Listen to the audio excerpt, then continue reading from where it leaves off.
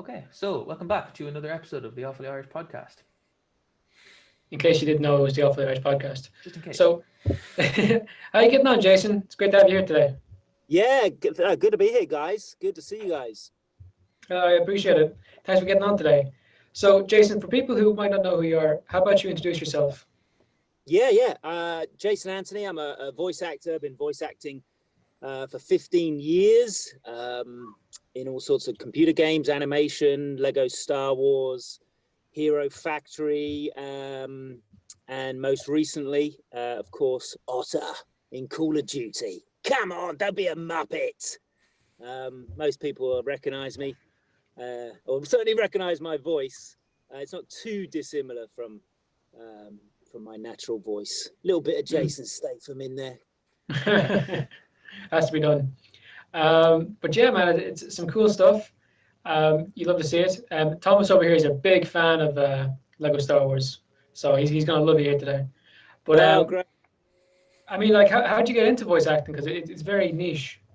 Yeah, it is very niche, and I don't, it's a tricky one because a lot of the guys that I work with never really set out to be voice actors. It's something that that's come across in their careers, and they've sort of latched onto it and run with it, myself included. I started out on Disney Channel in the UK as a Disney Channel presenter, TV host, and I then went on to do a show for ITV, and they said, would you like to do some announcements, what we call continuity, basically? And so I said, yeah, that sounds like fun. Entertainment as a whole is it's a great arena for creatives and stuff. So I was up for anything, and I started doing live TV announcements for ITV and ITV2. And it kind of snowballed from there, because I started to realize, wow, this is really fun. Like we just go in, we act, perform. There's no lighting, there's no makeup, costume. It sort of takes all of that extra burden away from performing, kind of thing. So the biggest step for me in terms of getting into voiceover was coming to Los Angeles back in 2005, just for I did some acting classes and some stand-up comedy.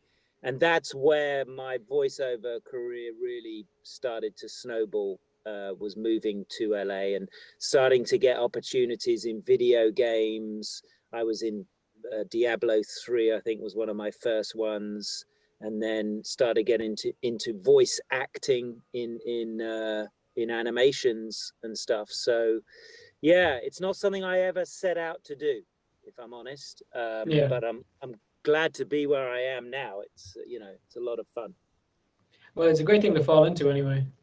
Yeah, it is. Yeah.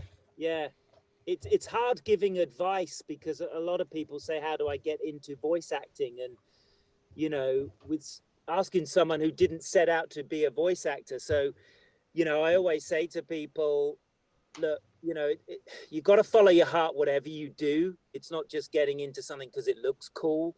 But I always say you can't go wrong with starting in a good acting class, full stop. And that could lead to voice acting. It could lead to on camera. It could lead to stage theatre, musicals, whatever. But I don't think you can ever go wrong just starting in a good acting class. Yeah, that's some really good advice right there, because a lot of people, they don't know where to start. And that's it. And I always say to people as well, it's got to be something you love to do. Like I just love doing it. If I'm not working, I'm doing TikTok videos, I'm doing fan videos. I just love being in this booth, doing and voices and creating stuff. And so it's got to be something you really love to do. And voiceover, it's one of those jobs that does look really cool, but it's not for everyone. The end product is always, fun to watch, but the process isn't for everyone. It's very isolating. I mean, half of the actors I perform with on film in the end product, I've never met. You know, it's a very isolated job, which isn't for everyone, you know. So that's something good to sort of factor in as well when you're thinking about voiceover.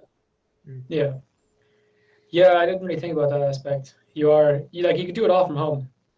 It's great for the pandemic at the moment, but yeah, I mean, I've always had, well, I say always, certainly for the last 10 years, I've had a studio at home. So it's nice, you know. Yeah, since I sort of went full time, I've had a studio at home, and it was like 50-50, you know, either going to studios to record because of the sensitivity of the material.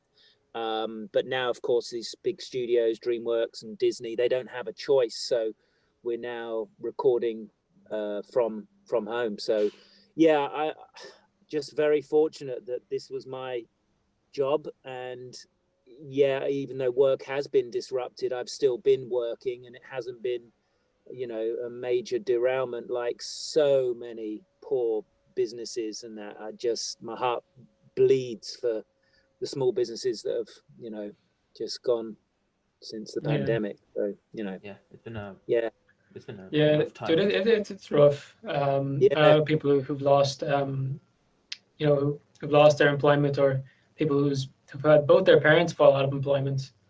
Yes, and that's hard. Yeah, it is. And you know, for the grace of God go I kind of thing. It's just how it's fallen into. My partner, she writes for Warner Brothers and we're working on a big video game for Warner Brothers. And you know, again, video games has exploded since the pandemic, because people are at home and playing them. So, you know, and I think that's why this year, or certainly last year, 2020, was, you know, a chance for me, especially on TikTok, to start connecting with fans of Call of Duty, because so many more people were online playing the game and wanting to escape, you know, this reality that we kind of live in now. So, you know, I think, you know, video games is now it's as much the gameplay as the social interaction, the community. I mean, the Call of Duty, the COD community is just fantastic. I mean, it's my first game with Call of Duty, and the community are just amazing. Just, you know, really, really supportive. Yeah, they're a great bunch. They're a great bunch. Yeah. And we know them well. We've had plenty of voice actors on from Call of Duty, and dude, people eat it up. They just love it, and especially if they get to interact with them. Like we had the voice actor of Woods from Black Ops on before, and like for live stream, people got to interact and they love it. So yeah, people just love the Call of Duty franchise now. It's like the biggest, I guess, FPS in the world at the moment. Yeah. And it's a competition. Yeah, and I think all credit to Infinity Ward and Activision. I mean, the campaigns that they roll out is just incredible, that they just keep moving forward with all these brand new campaigns, one after the other. It's amazing. But even though, like, I think the Call of Duty games, they're the most sold out games every single year they come out. Like, it's really cool to see how much the fans of these games love them, as much as the people like yourself love making them. They love starring in them. Do you know what I mean? Like, it's absolutely. I mean, you know, the characters aside, just the detail to the environments, the weapons, the machines, the gameplay, how fluid it is. I mean, it's just, you know, I've been involved with video games for the last decade, but I would say for the Call of Duty, that just takes it to a whole nother level. It's extraordinary. And even though I don't actually play video games, I think I'd be terrible watching you guys on Call of Duty. I wouldn't last 2 seconds. I'd just be, you know, sniped out. But, you know, watching the gameplay, it's just extraordinary. It blows me away. And the new campaign, Cold War, I mean, oh my gosh, it's just brilliant, just brilliant. I don't know how they do it. They must have so many people in Activision working away 24/7, you know. What was amazing about that game is they did a lot of it from home. And you know, their biggest complaints like that fans would have about the campaign was it was too short. And dude, Yes. that's an amazing complaint to have. I know. People were done with the campaign in like 24 hours. They were just on it, done it, and then they were on to, you know, multiplayer and then of course they brought Warzone out, and then they brought the seasons out. I mean, and then of course what even blew me away was the zombies in Verdansk. They did a Halloween special and bought Jigsaw and the Texas Chainsaw Massacre guy. I just like, whoa, you guys are just, no pun intended, killing it, you know. Yeah, they're doing a great job, and but it's cool they got to be a part of it. So when you got the job to play Otter, what was that like? Because normally you don't know it's a Call of Duty game until you're doing it. No, exactly. It's funny now because I've done obviously quite a few sessions with them, and they still won't call it Call of Duty, even though, you know, it says my name, Otter. It's all still under a secret name, which a lot of projects do now. The secrecy for video games, I would say, is almost as big, if not bigger, than movies. So everything's, you know, always top secret and stuff. So I went in to do my first session, and it wasn't until I was even in the session that I realized, aha, this is Call of Duty. And of course, not knowing the scale of Call of Duty, because as I say, I'm not a gamer. I knew it was a big brand, but I had no idea it was that big, you know, globally.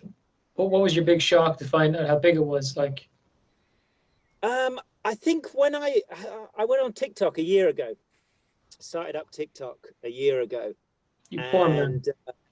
I put a small clip up of me doing Otter, and just flooded with messages, and I'm like, wow, people know Otter, because I just thought, oh well, he's just this character in a video game, you know, and then it just grew and grew and grew, and then I realized, wow, okay, and of course then started watching gameplay and been approached by some companies and stuff to do some appearances, which of course didn't happen last year, but then realized, wow, this is a really big deal. This game's huge. And then of course researching all the different chapters that have happened over the last decade or more. So yeah, so that's when the penny dropped. I was like, oh wow, this is great. Yeah. I don't think a lot of actors, when they're doing the job, realize how big it is, and you know, like what they can get out of it. Like we had Chad Michael Collins on, the guy who played Alex. Yeah. And you know, when he started streaming afterwards, and he gets like a crazy amount of people coming out like to watch and to just see him play the game. But he's not the best at it, so he says, but you know, people just find like a connection with the character and want to see it. Yeah.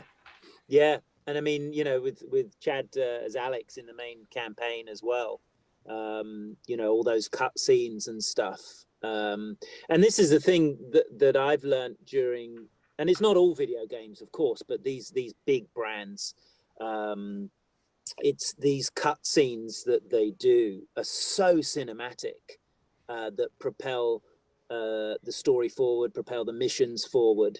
And now working on a project similar to this, but in a different world, I realized the scope of work to bring these games to fruition is just huge. It is monstrous, and it's hundreds of millions in development and building these games. I still think it's wizardry. I you know how some things you think, you know, somebody says, explain the universe to me, and you're like, I can't. I literally can't. It's too big. This is how developing a video game is in that respect, how they create these open worlds and all the detail and the grass and the it's absolutely crazy.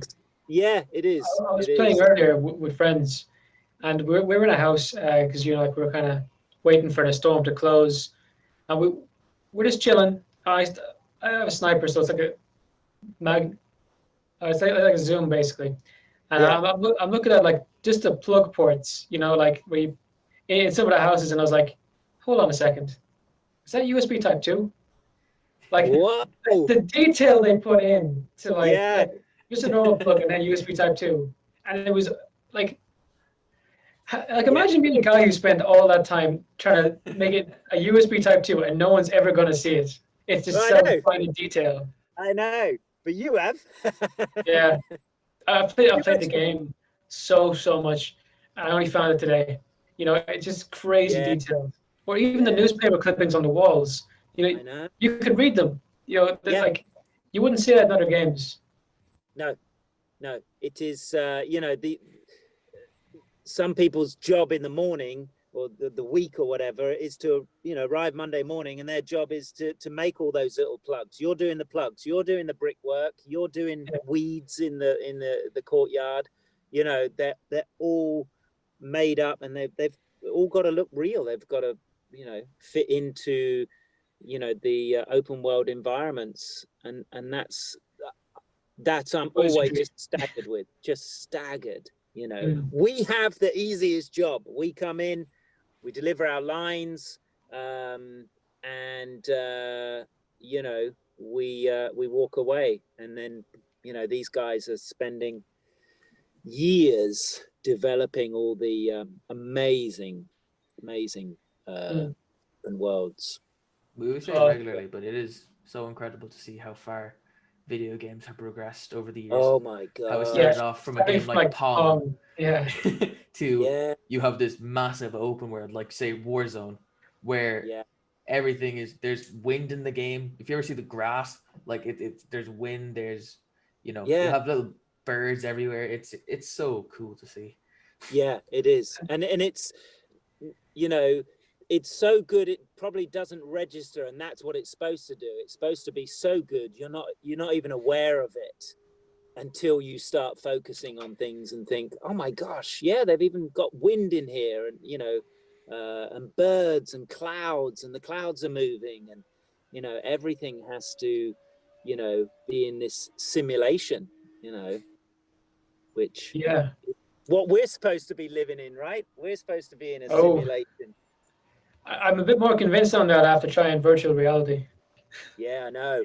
Whoa. Intense.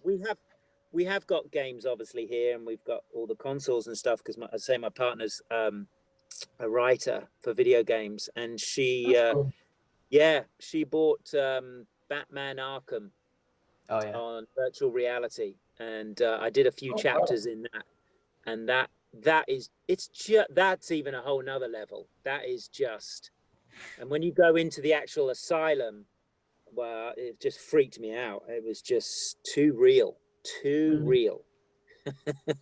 Even for Otter. There you go.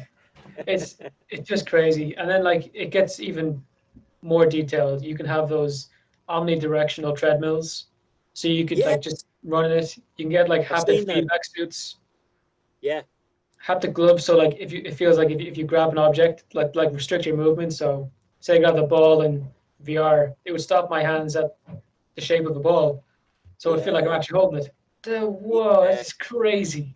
I know, and yet weren't we watching that in a movie a couple of years ago called Ready Player One? Yes. Yeah, and there's this headset that's coming out soon, or I don't know if the Valve Index has the same thing, where the refresh rate of it is the equivalent of that in the human eye. Whoa. Which is, it's indistinguishable from reality. Now that's creepy, but amazing. Yeah, so that's coming to change the world. But I mean, I think, with what's happened last year, I think a lot of things are going to be quite welcomed to escape our reality. We were just talking about this the other day, and I said, wouldn't it be cool if you just could upload Dublin or you could upload London or Paris or Los Angeles, and just stick your headset on and go, I'm just going to go for a walk down, the Champs-Élysées, or I'm going to go and walk down Hollywood Boulevard, and just stick your headset on and go for a walk in another country, in another city. Probably do that with Google Maps. It's amazing that hasn't. Yeah, you can probably do that in Google Maps. Or what was that game that came out last year with the is it Plane Simulator or something? Flight Simulator. You could fly to anywhere in the world. You could fly over your house. You could land like just outside your house, or like it's amazing. Crazy. They used Google Maps for that, didn't they? Though. Like, yeah, what I tell you, have you guys played? And again, I haven't played. I was just watching, but it was brilliant to watch. The Ultimate Spider-Man, the Spider-Man PS4 game. Yes, I've played it. Yeah. Oh my gosh, the entire Manhattan Island. Again, in all its glorious detail. That is just staggering to me. And It's that's amazing. not a huge area. And that's in every single building, pane of glass, Central Park, every bush, tree. That's where I just think, wow, I think that was Bethesda that made that. And it's just, that's extraordinary. That is just extraordinary. I don't think we played much of the game. I think we just wandered around New York. It just in shock and awe. It's amazing what they can do. Yeah.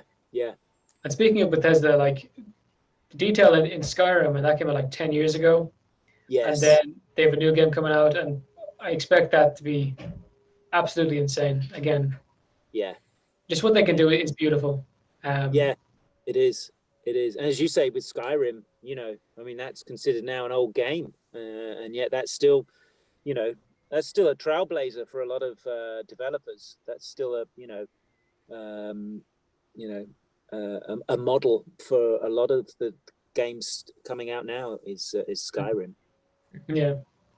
And it's amazing. They did it like 10 years ago when the technology wasn't really there. Imagine they did it today. Like, yeah, I know exactly. And that's the thing as well that's growing so exponentially is the technology, to be able to do these. Have you guys played on the new PS5 yet? No, we haven't. I've tried the new Xbox. I follow this account now, and I have them on notifications as of this morning. They're called PS5 updates. I'm getting it. I'm gonna get it this month, and I make that a promise. I mean, doesn't that look like it's been plucked out of the future all of a sudden? It's just like, whoa, what? Oh, it's crazy. It looks and then the new Xbox looks like a mini fridge. Yeah, it does. Yeah, I got the new Xbox, and I'm probably gonna, after this generation, I'm gonna switch over to PlayStation. Smart. They really don't have the player in mind, and they didn't seem to make any progress from the Xbox One. Yeah, I mean, it seems to me PlayStation, they just seem to revolutionize everything every step, don't they? They really do bring you a new console, a new way of playing. Emphasis on it being new.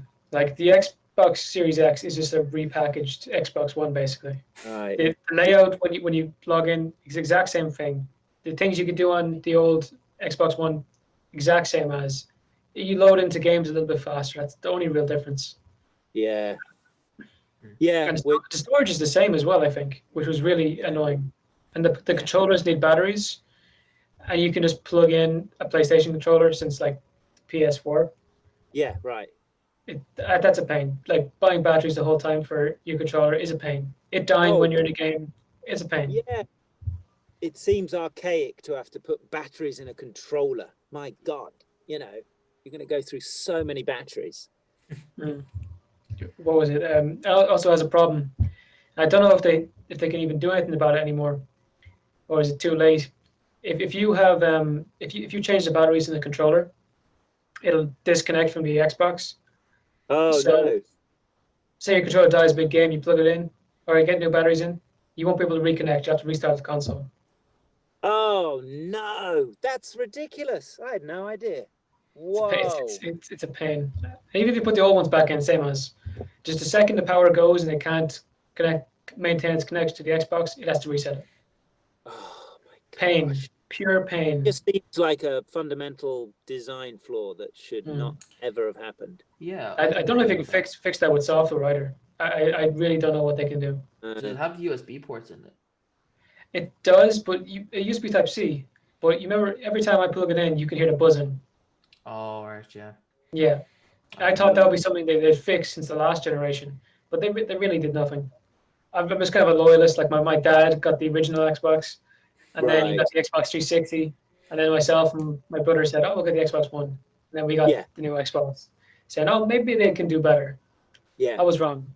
Like that's higher specs than the PlayStation, but you know, when the user interface is just garbage, and a controller disconnects, you know, it's pretty awful. It's amazing though, if you think about like just brands, how loyal we'll be to a brand, but there will get a point where you're just like, okay, enough's enough. But we will stick with a brand for a very long time until something really bad happens, and then you're like, okay, I'm switching brands. I think that's so true in so many things. If it's something, you know, your family did, or all your friends have this particular brand, you know, and of course video gaming's no exception. Yeah, I feel the console thing goes back to like, what did you have growing up? Yeah, exactly. What you used to. Yeah. I mean, I had an Xbox 360 when I was younger, and then I switched over to a PlayStation, and it's still the best decision I've ever made. You kidding? You were right to. PlayStation is great, and also the thing with the PlayStation is that there's way more story-based games. Like on Xbox, you can't get Spider-Man, you can't get God of War. But the next Bethesda game is coming out as an Xbox exclusive, so you won't be able to get like the next Elder Scrolls game. Well, I'll be too busy playing Spider-Man. I'm good. Yeah, I was going to say. When I'm fighting dragons, you can be playing Spider-Man. Good with me, man. But anyway, you didn't just do Call of Duty Modern Warfare or Warzone. What as cool a job as it was, I think you have to do a challenge to get your character, don't you? Yes. That's pretty unique. The most, I think it's the Operation Crosswind, which I hear is very difficult, but you know, there's so many YouTube videos now showing you what to do, but I think there's a challenge at the end involving a juggernaut that seems to derail a lot of people, but yeah, and people keep asking me if we can get more skins for Otter. I don't know if that's a common request. There should be a true to life one that's literally you right now. That's what we need.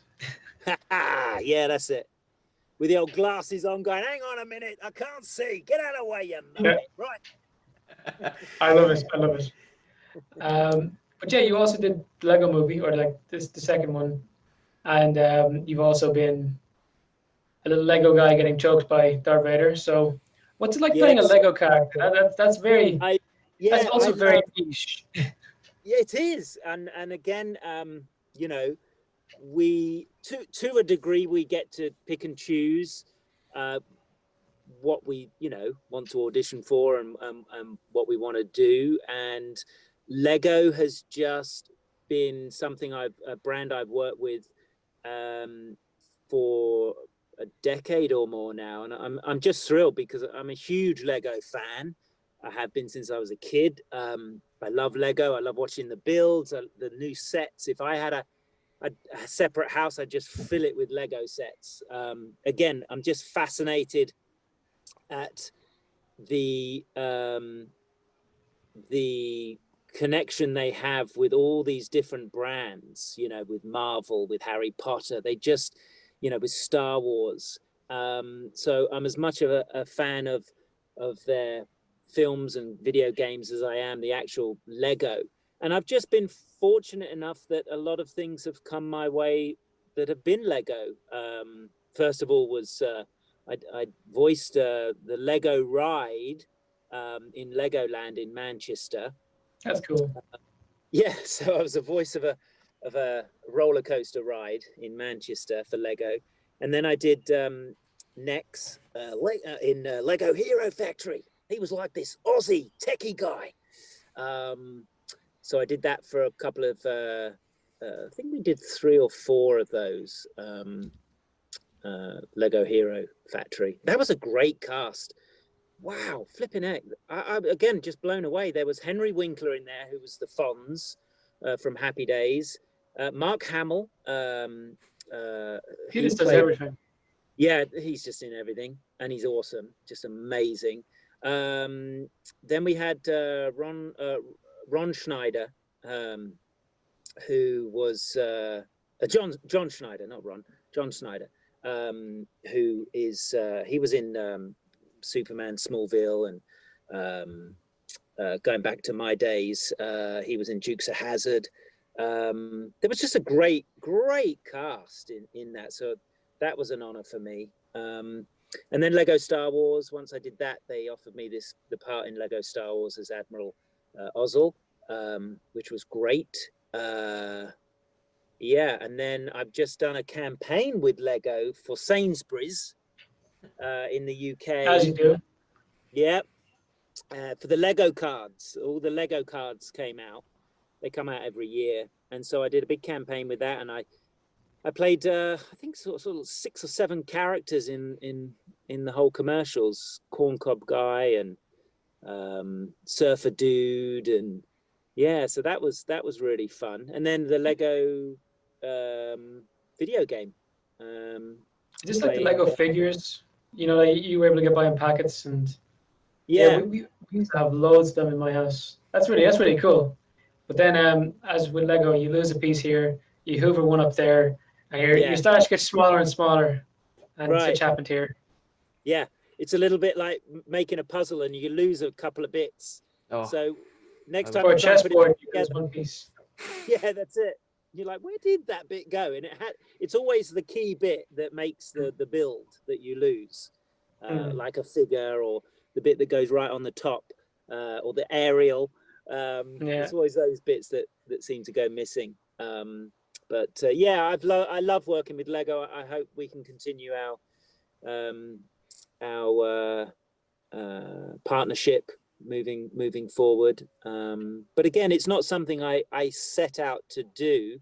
It's just what's sort of come across my way, really. And yeah, I'd love to do more Lego stuff. A lot of it is made now in Canada, especially the Lego Star Wars stuff. So yeah, so of course, we being based in America, we can't work in Canada. So a little bit of trivia. There you go. Are you currently in the UK or the US? US. I moved out here to LA. In 2005, I came out to do a 3-month acting school, and then just really loved it out here. Loved the lifestyle and loved the opportunities. And so I moved out here in 06. And I've been backwards and forwards. I still work in the UK from here, which is great. Doing some projects. That's the thing with being a voice actor. You could do it everywhere.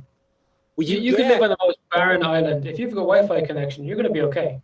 Absolutely. Yeah. And, you know, the software, again, just like computer games, the software for connecting us has just got better and better. And yeah, as long as you've got one of these boys set up in a padded cell, you're good to go. So yeah, I've been, you know, doing some campaigns here. I did the new Pepper Army campaign for the UK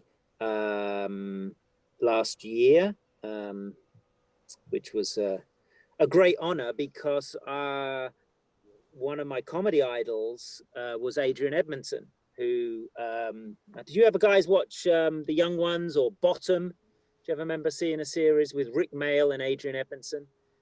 Some of you guys might know of it. They were a great duo team, and they went off and did their own show called Bottom, and it's absolutely hilarious. And I always loved Adrian Edmondson because he always plays these wacky characters. Oh, you know, he's kind of like all over the show. And he was a natural fit to be the voice of Pepper Army. So when they contacted me to see if I'd do the new Pepperami ad, I was like, oh my gosh, yeah. And so I did my best. Pepperami, we're an animal. He's an absolute nutter. And then we had two new characters in the Pepperami, which, funny enough, one of them does sound remarkably like Otter.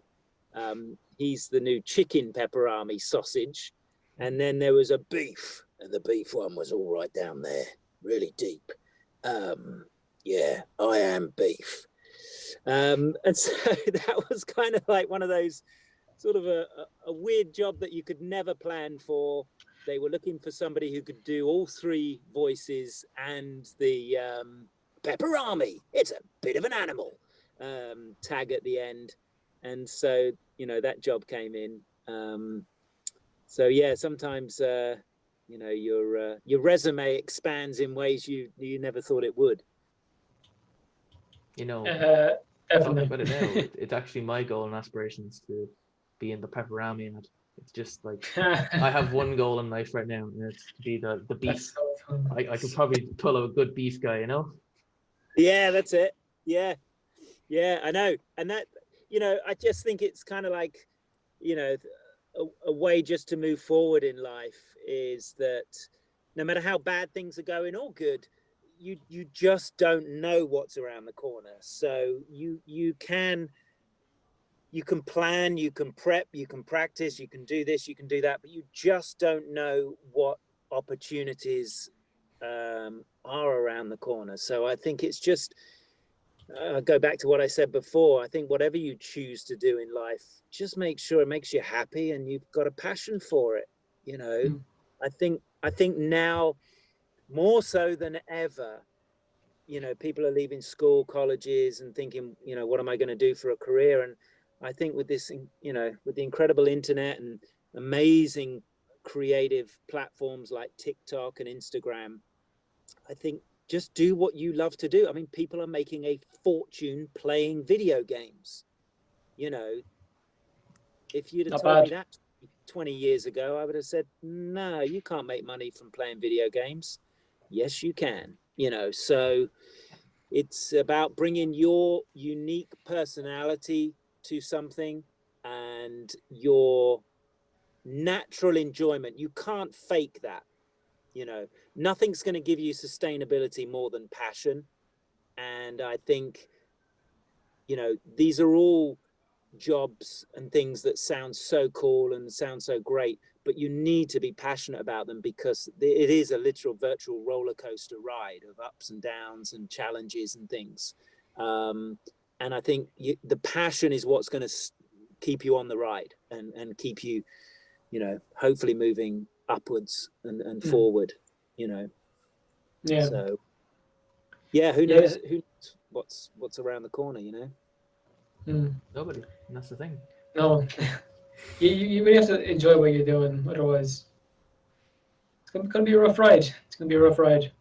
Yeah. I mean, yep, I've had my fair share of it. You know, there's been times of celebration along the way, but you know, who would have forecasted last year with COVID? You know, so you know, a lot of people have had to figure stuff out, how they're going to still do what they want to do. And I will say, it seems to me like, you know, YouTubers and TikTokers and stuff, you know, if you can hold on to the creativity, and if you can hold on to the direction your career is going in and not give that over to somebody else, then you're in a much stronger position. Like, you know, like podcasts, for instance, you know, you guys contacted me, you guys are out there hustling, you're making it happen. So, you know, nobody can derail that other than you guys.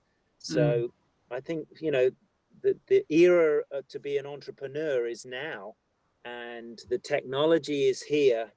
If you're not already learning it and using it, now's the time to really, you know, step it up. And that's why I say, you know, one of the most common questions I get is, how do I get into voiceover? And it's like, well, you can do that tomorrow. Nothing's stopping you from getting an animation clip, putting your own voice to it, and sticking it up on on TikTok and getting 1 million views. People are getting noticed on TikTok specifically, and getting voiceover agents contacting them. So again, it's like there's so much power now to the creator. You've just got to be passionate. You've got to do it because you love doing it, not because you think it's cool, or it might get me a lot of followers or likes. It's got to be something you just love to do, and you wouldn't. You can always see through if they're doing it for wrong reasons. Yeah, absolutely. To say, doesn't I can't think of her name right now, but the most followed girl on TikTok, she's a D'Amelio or something, Charlie D'Amelio, isn't she? Charlie. Isn't she getting her own reality TV show where the Kardashians were? Like, the Kardashians are taking off air for the D'Amelios. Like, isn't that amazing? Like, just is it amazing? It's not amazing. It's amazing to think of. Is it? That's someone who posts video online. For about 1.5 years now is getting her own reality TV show just because she's good at it. Like, it's mad. Yeah, and this is the power of it. I mean, I think some of these TikTokers have got billions of likes, and tens, hundreds of millions of followers. Is it for everyone? No, but is it a platform where, if you have a good personality and you have something that people want to watch, then you're going to build fans. I don't think you should ever enter it thinking, I want to get famous, I want to be TikTok famous, I want to get verified, I want 1,000 likes. Like, that's not the game. That's a path to ruin, because you're relying your happiness and creativity on somebody liking it, and that's not what it was about. I mean, Jackson Pollock, the abstract expressionist, I mean, a lot of people look at his work and just think he spilt a pot of paint on a canvas. It's so abstract, but that's what he did, and now they're the most revered, valued pieces of art possibly in the world. But he didn't do it because somebody said people will like that. He did it because that's what he did, and that's his style. So I just implore anyone to use it sensibly, and use it the right way. Use it because you just want to share your work. And just like me with voice acting, some people will hate what I do, some people will love it, some people will sit on the fence. It doesn't matter. I'm still going to do it. So likes or no likes, I think you've just got to put your work out there. And it's the hardest thing for a creator to do, is put their work out there for the public, whether you're an artist, a musician, an actor, anyone, is to put your work out there for review, basically. But it's an important step to make. So that's why I say you've got to ground everything. You don't just go, I'm going to be an artist. You study it, and you get influenced by other artists. I've been heavily influenced. I was heavily influenced as a kid growing up by Peter Sellers from the Pink Panther movies, from Chevy Chase. I used to watch Morecambe and Wise, the Two Ronnies. These are people that influenced me in comedy growing up, that I clearly absorbed, but I didn't want to become them. I wanted to still become my own person. But we all need somebody to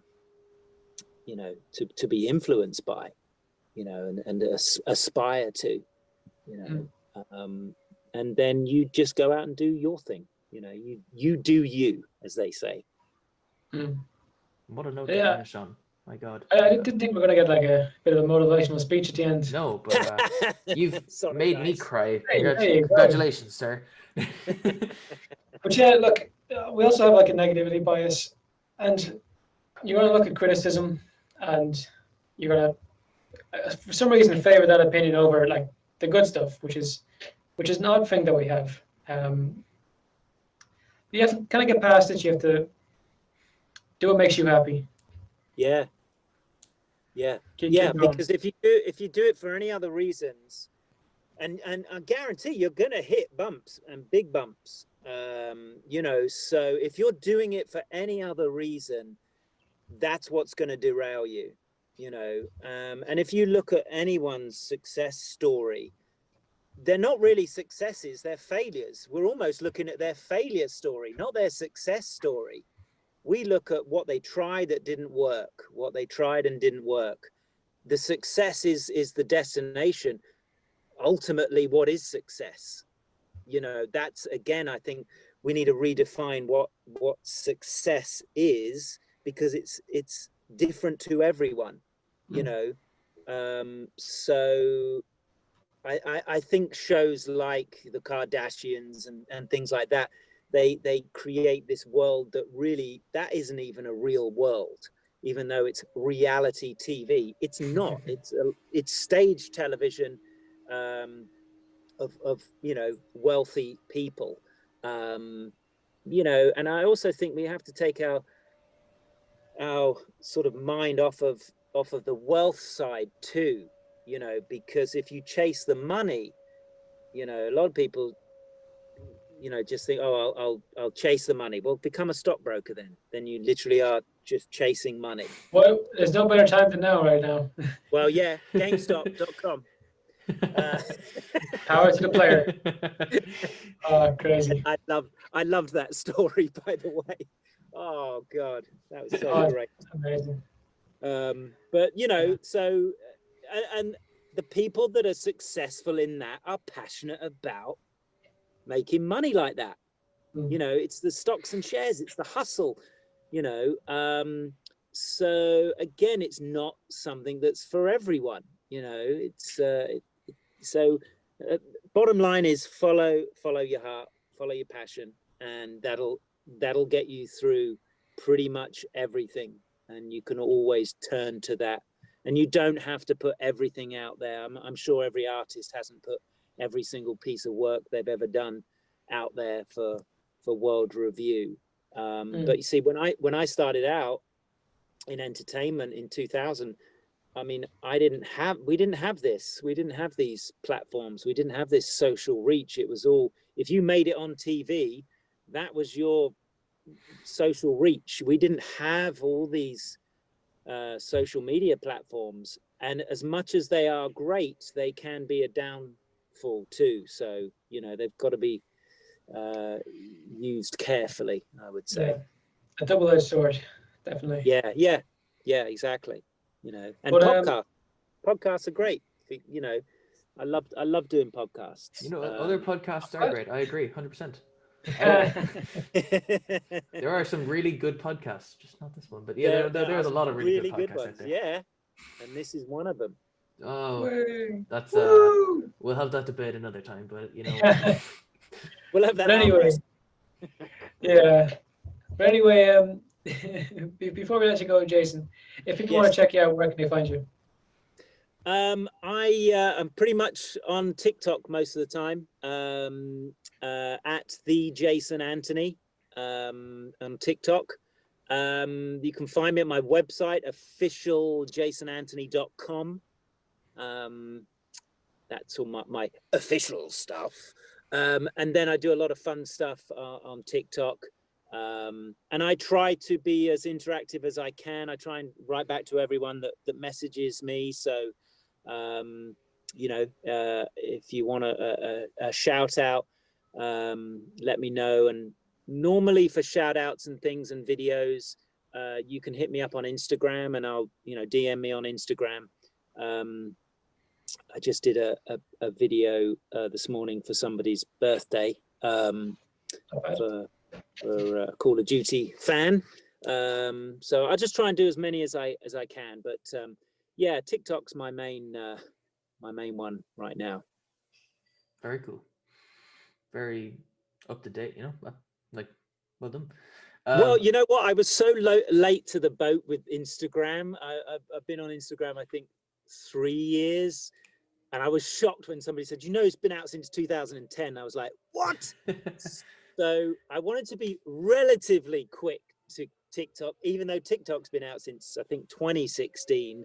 But I thought, I'm not going to miss this social media, locomotive again. So I got on it a year ago. And it's been great. I think, as out of all of them, I think the interaction and the censoring and the policing of TikTok is excellent. They really do an excellent job of making it a pleasant environment to be creative on, and for anyone that's not a creator, just know that when somebody creates a video or their artwork, this is a piece of them that they're putting out there, and it's it takes some nerve to do that, to put something out there for review, so just bear that in mind. But other than that, I think I love seeing all the other creators. It's just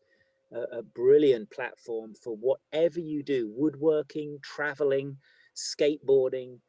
It's on there, you name it. It's brilliant. So yeah. Well, there you go. Yeah, sorry about that. Computer crashed. He's changed positions. Oi, lads, he's changed position. I got you 6. Oh, I actually have nightmares about there being 2 Jareds, but there you go.